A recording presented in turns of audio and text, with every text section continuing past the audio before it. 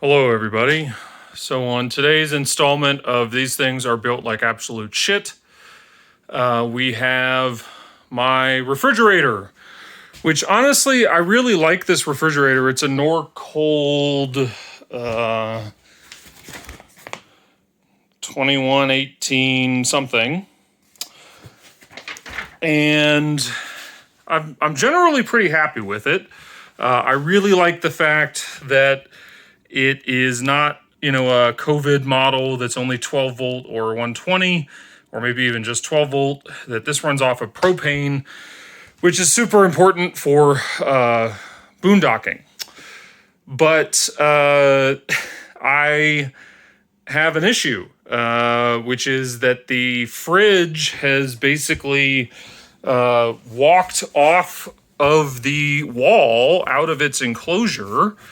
And as you can see here, basically, I think the rocking motion of the coach back and forth has caused the fridge to come out. It was at one point out about this far on the slide while I was driving. The main indicator that something was wrong was that the piece of trim, well, we'll call it trim for reasons that I will explain here in a moment. The piece of trim that was up here started sort of buckling, which is interesting in its own right, buckling and coming out this way. And the the trim in question is this thing, which, this is Exhibit A in These Things Are Built Like Absolute Crap. This essentially supports the fridge from, so it was mounted this way with the mounting holes you can see there on the bottom. You can see I haven't really unpacked from my recent trip, but this is my life. This is really all that keeps the fridge from walking out of the wall when it is up here, and it is, inserted like this. The holes, the screws go through there. And then this is attached to this little trim piece with a bunch of staples from the back. But look at this. There's like a piece of insulating foam that is in this separated, backing board, I guess. And this is really only held in by two screws on the far ends. And so, this is two boards put together with these, like this pocket screw sort of situation. These had become loose. I've already tightened them up. But you can see that the screws on the outside, I've already removed them, but they go into here. This is not at all going to keep, hold the weight of the fridge from coming out. Now, look, it doesn't need to hold the weight of the fridge, but it certainly needs to provide some structural stability, and it did not. So, I appreciate the fact that they include the instruction or the installation manual, with all of the manuals that come with the RV, which is how I was able to find the instructions here that talk about the mounting screws on the top. I've already taken the trim off.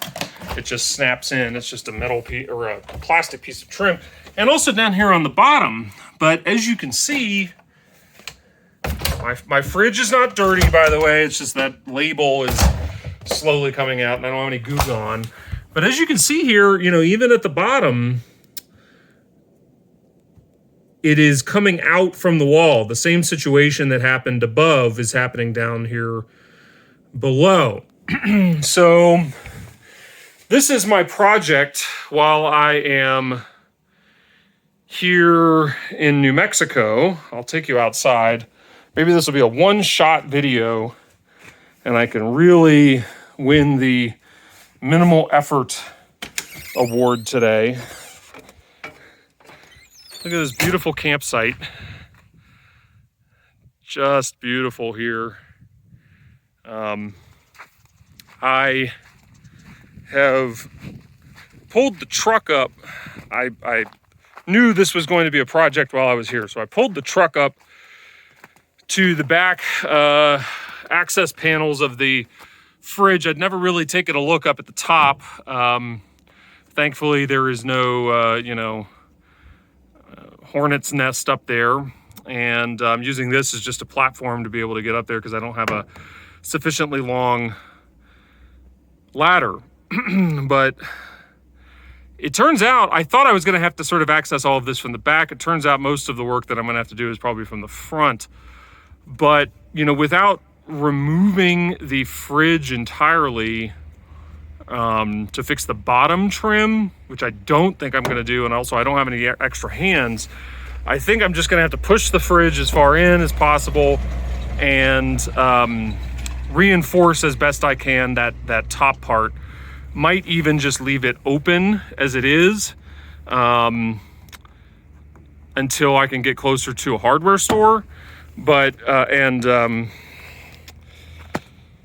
and reinforce it. So, this is the kind of thing that I'll just walk around the campsite and finish my thoughts with you. This is the kind of thing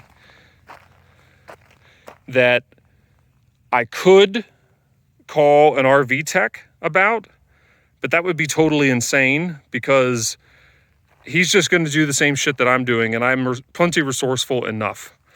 So, and also I have a $200 deductible on my RV extended warranty, which is a totally reasonable deductible, but the fix on this may be $0 if I can do it with the tools and spare wood and stuff that I have in the RV, or very minimal. So I can fix it by myself. This is not keeping me from moving around in the rig, and so I will fix it. But it is really annoying just given the incredibly poor installation quality. But, all things considered on this, and I have really visually inspected pretty much the entire RV at this point in the course of fixing things and making changes.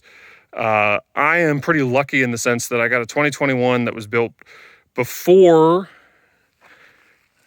COVID, model year 2021. So this was built in the tail end of 2020 and does not have a lot of the manufacturing problems, but this is a 2020.5 377 RLBH because it also includes this, which is critical. This is an expansion joint that was, or flex joint, or whatever you want to call it, that was the cause, or it alleviates the cause of really what you even see here.